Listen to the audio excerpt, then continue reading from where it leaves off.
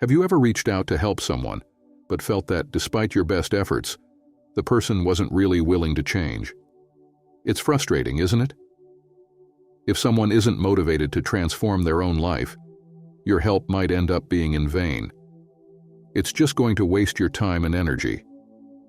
At the heart of Stoicism lies a powerful motto: always say no to certain types of people. But this no isn't just a simple rejection.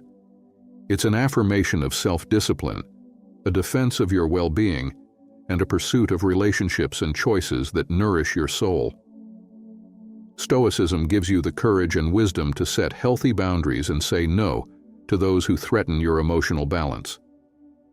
This journey will lead you to a place of greater self-confidence, authenticity, and a deeper understanding of yourself.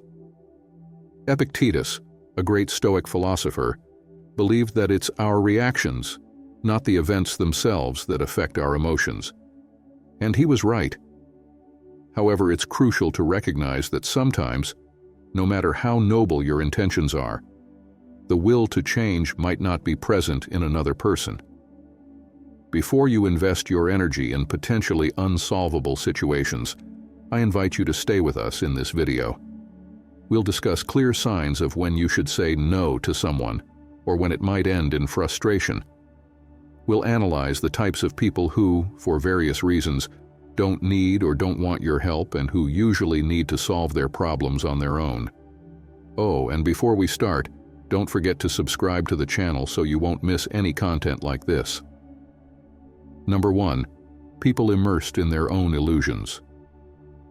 Some people live in a world of fantasies, ignoring wise advice and avoiding honesty with themselves. To them, facing reality is like sweeping problems under the rug.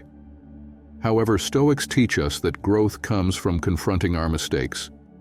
These people are so convinced of their invented stories that they can't recognize other perspectives.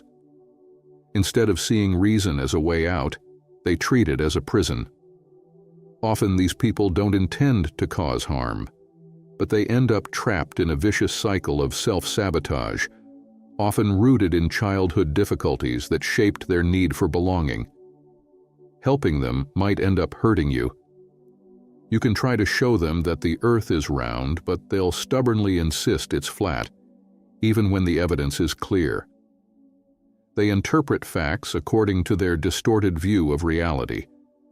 Change will only be possible if they recognize for themselves that they are wrong, which sometimes requires the help of a mental health professional.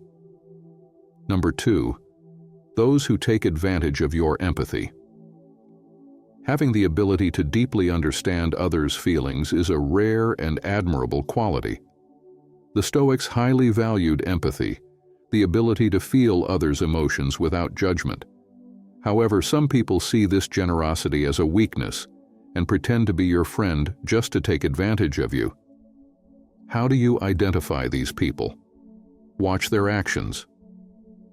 True friends ask for help when they genuinely need it, while these opportunists often ask for favors, even for tasks they could do themselves.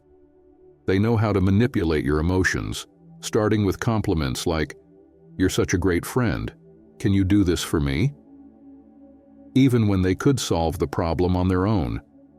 These friends don't value your time, which is frustrating because even if you hesitate to help, you end up giving in. They might make you feel guilty for refusing, even if you've helped them many times without seeing any changes in their behavior. It seems like they only want your presence, not your real help. However, these people drain your energy, which could be used for your own benefit. Number 3. People who only think about themselves. Some people are so selfish that they seem to live in a universe that revolves around them. For example, if you share your frustration with the chaotic city traffic, they might dismiss your frustration simply because they haven't experienced it themselves. When you share good news, like getting a new job, they might shift the focus to their own dissatisfaction at work. It seems like these people suck out your joy and replace it with their own worries, pretending that their lives are better or more chaotic. These people always seem to be competing, whether in good or bad things, Your feelings and opinions don't seem to matter. Are you still willing to stand by someone who only thinks about themselves? If so, you might be wasting your time and energy, as these people could end up being obstacles on your path to progress. It might be better to distance yourself from these people, especially those who never admit their mistakes. Number 4. People who don't plan for the future. Imagine someone you care about who isn't using their full potential, and you feel powerless to change that. It's frustrating when you try to remind these people that life moves quickly, but they seem indifferent. You believe they have more potential than they show, but for some reason, they don't strive to achieve it. For the Stoics, it's essential to value the present without ignoring future goals. What we do today shapes who we will become tomorrow, and true satisfaction comes from using our talents to improve our lives.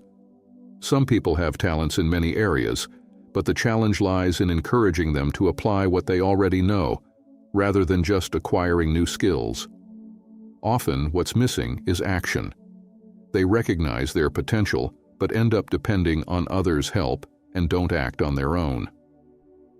Number 5. People who always see the negative side. Some people always seem to see the negative side of every situation. In contrast, Stoic philosophers value tranquility and face challenges with courage and gratitude. It's helpful to acknowledge both the good and bad moments in life to maintain balance. Feelings like anger and sadness have their place, but focusing solely on the negative aspects of life is harmful. This type of mentality only worsens sadness and prevents us from appreciating the beauty of the world. When you try to help these people, you may end up feeling like you're fighting a losing battle, as there will always be a new problem for every solution you offer.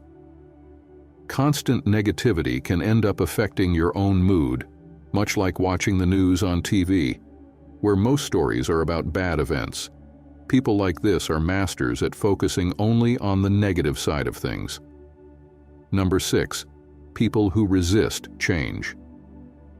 Some people, when faced with the possibility of change, react with fear and resistance.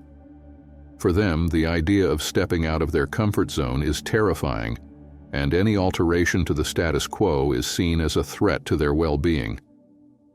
They prefer the safety of what they already know, even if it means living in less than ideal conditions. This type of person tends to cling to the past, routines, and old habits, avoiding anything that might bring uncertainty. They often justify this resistance with phrases like, "It's always been this way," or "I don't see why change." Stoicism teaches us that change is a constant in life, and accepting and adapting to it is essential for personal growth. However, these people resist any kind of evolution, preferring to stay where they are, even if it keeps them stuck in situations that don't bring them happiness or fulfillment. They often blame others for their problems, refusing to take responsibility for their own lives. This can manifest in various areas, from work to personal relationships, where resistance to change hinders progress and improvement of circumstances. Trying to help someone like this can be extremely frustrating because, despite your best efforts, they are not willing to listen to advice or accept constructive criticism. Number 7. People who live on excuses. We've all met people who, when faced with any obstacle or difficult situation, immediately seek an excuse to justify their failures or lack of action. These people seem to have an endless supply of justifications for everything that goes wrong in their lives. If they miss a deadline at work, it's because of traffic, a broken computer, or even a colleague who didn't cooperate. If they can't maintain a healthy relationship, they point fingers at their partner, family, or circumstances, but never at themselves. This constant search for excuses creates a vicious cycle where personal responsibility is always avoided, and blame is always attributed to external factors. Living on excuses is, in reality, a form of self-deception. Instead of confronting their own flaws or limitations, These people prefer to construct a narrative where they are always victims of circumstances. This not only hinders personal growth, but also prevents opportunities for learning and improvement. After all, how can someone evolve if they never acknowledge their own mistakes? It's like trying to heal a wound without ever looking at it. The wound remains, and may even worsen, but the person pretends everything is fine because they don't want to face the pain of healing. These people have a hard time accepting feedback or constructive criticism. To them, any suggestion that they could have done something differently is seen as an affront, and they quickly respond with a prepared excuse. I would have done better if it weren't for this. I would have succeeded, but that got in the way. Phrases like these are common in their vocabulary. The truth is, by hiding behind excuses, they are avoiding the responsibility that comes with making conscious decisions and accepting the consequences of those decisions. Number 8. People who expect the world to revolve around them. We all know someone who seems to believe that the entire world should adjust to their wants and needs. These people with an egocentric mindset see themselves as the center of the universe and expect everyone around them to cater to their desires. They have a distorted view of themselves, believing they deserve special treatment just for existing. To them, the idea of having to earn respect, win admiration, or deserve rewards is almost inconceivable. In their minds, these privileges should be granted automatically, without any effort or merit on their part.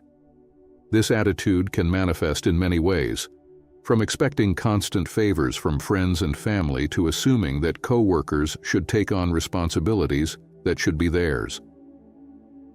These people often act as if they're entitled to special treatment in all areas of life, whether in the professional environment, social settings, or even personal relationships. When they don't get what they believe they deserve, they react with indignation, resentment, or even anger, blaming others for not recognizing their greatness or importance. The root of this behavior is often deep-seated insecurity, masked by a facade of superiority. These individuals create an internal narrative in which they are more important, more talented, or more deserving than they actually are. They create unrealistic expectations of how the world should treat them, but at the same time, they don't put in the effort to earn that special treatment. This leads to a continuous cycle of frustration and disappointment, because the world rarely lives up to their exaggerated expectations. For those who try to help or deal with these people, the experience can be extremely exhausting. They are masters of emotional manipulation, using guilt, blackmail, or appeals to compassion to get what they want. When their desires aren't met, they can become critical or even hostile, attacking those who, in their view, aren't doing enough to satisfy them. This manipulative approach not only emotionally drains those around them, but also undermines trust and respect in relationships.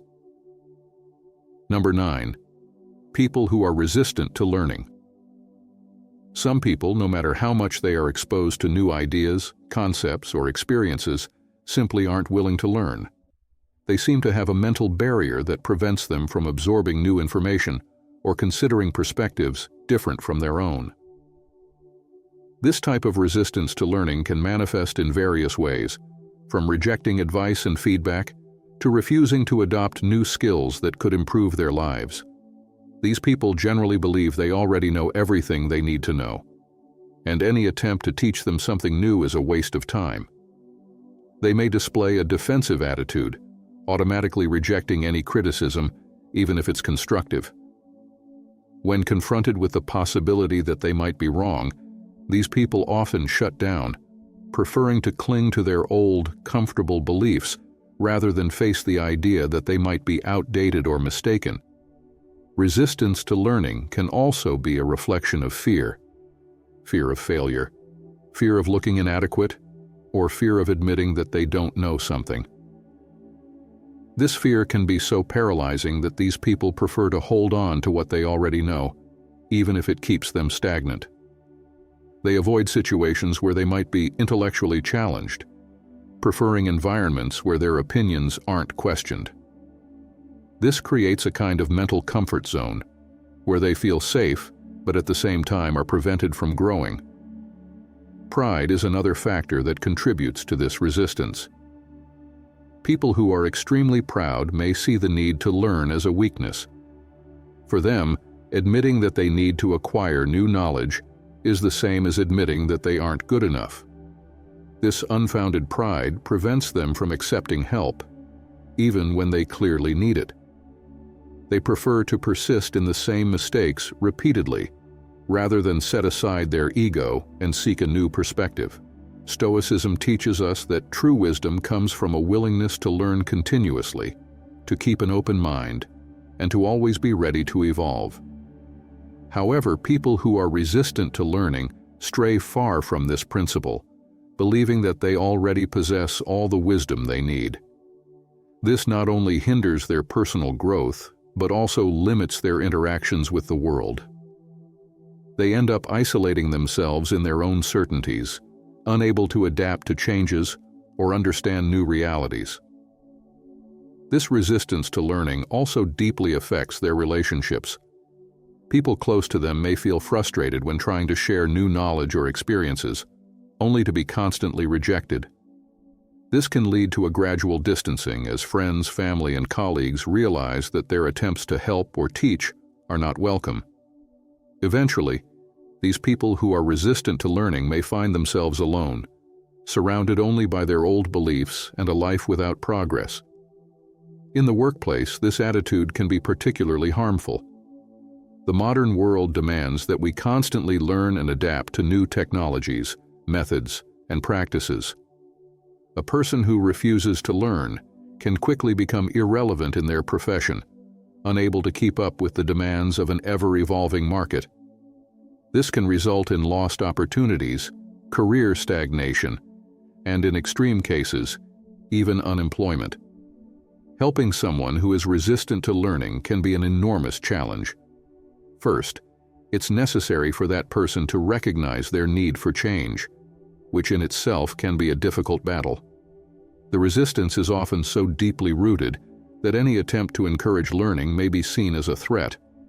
However, if this barrier can be overcome, the reward can be immense.